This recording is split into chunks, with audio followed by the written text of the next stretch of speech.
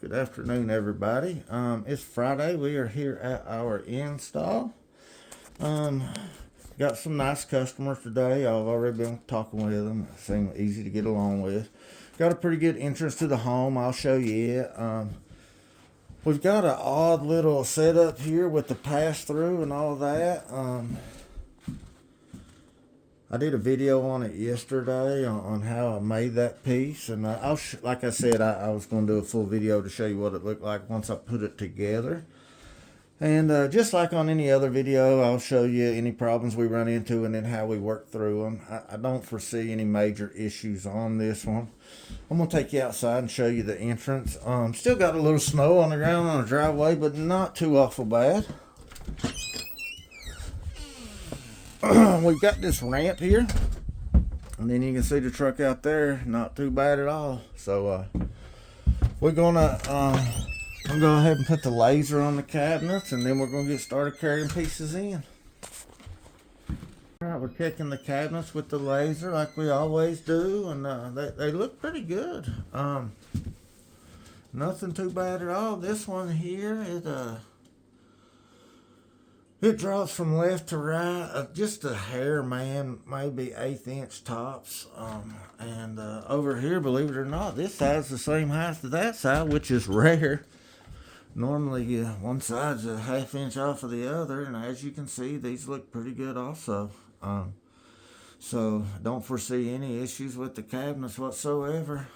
So we're going to go ahead and start carrying tops in and get it going. If y'all have any questions, you can feel free to leave it in the comments.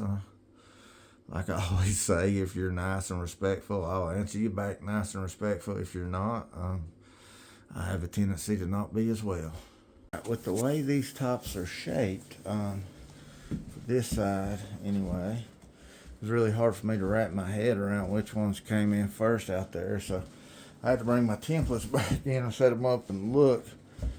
So this one here is okay to go in. This one here definitely needs to come in before this one here, because we're going to have to use this, you know, to slide over and all that. So it's kind of like a real expensive game of Tetris.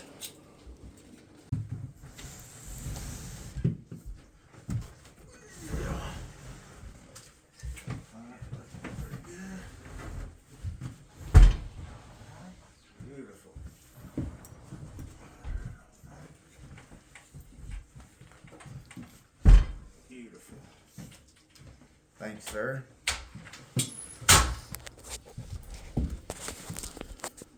All right, now I don't know if you could see through the video, but once we started, we had a lot of space in here.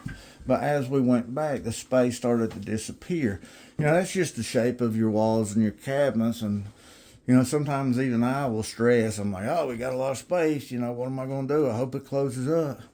And then once you get it in there, you're good to go. So everything should work out just perfect. I'm going to let David explain to y'all how we're going to do this one. We'll lift that up, but I see the only way of doing it is coming down, you know, in here like that. That's the only way I see it.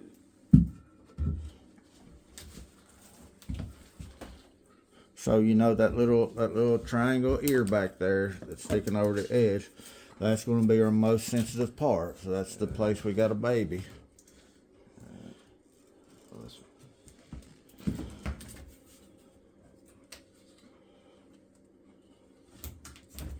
So anytime you have pieces like this, and you know, I kind of talked about it in the short as well, I think, when I was trying to lay it out on the saw and all that. I know I talked about how much material you end up wasting with a piece shaped like this.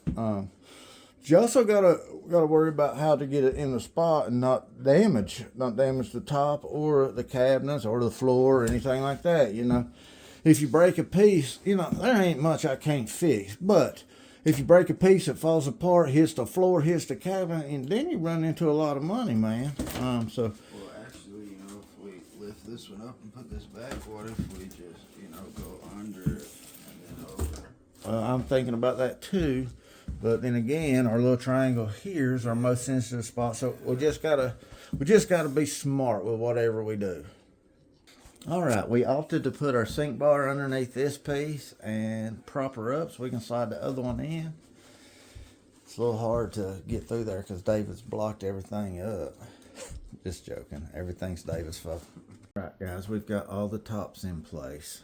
So now we've got to, just adjust everything how it's supposed to be and clean it, seal it, caulk it out, make it look pretty.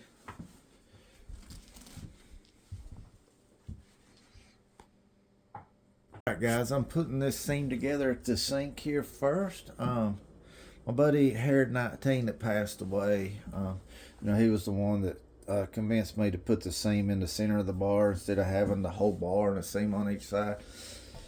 And it looks so much better. I'm so glad that he had brought that up to me, and I decided to do it that way. God rest his soul. Anyway, I've got my primary color, which is a lighter gray. I'm trying to match this primary lighter gray in the stone. Once it sets up, of course, we'll scrape it off, and then we'll put our skim coat. I always make it a little darker so to camouflage the seam, and when we're done it should be pretty much invisible. So we're gonna get started and I'll show you how we do it and what it looks like. All right, I've got the seam put together. As you can see, you can't even hardly see the thing now. The Kimi is still setting up. It's cold outside, so it takes it a little longer depending on how much hardening you put in it, but should be set up here in a second. All right guys, we've got the joint setter working on this seam. You can see the seam a little bit, maybe right here. See that? See it here a little bit? This is what a seam is supposed to look like, guys. See how I had to point it out to you? Because you wouldn't be able to find it otherwise. That's exactly what you want. All right, here, this is the other side. It was squeezing out down there. I just took a shim and cleaned it up. But it's looking good. Once it sets up, we will put this, take this initial coating off and put our skim coat on, camouflage it up, and shouldn't be able to see it at all.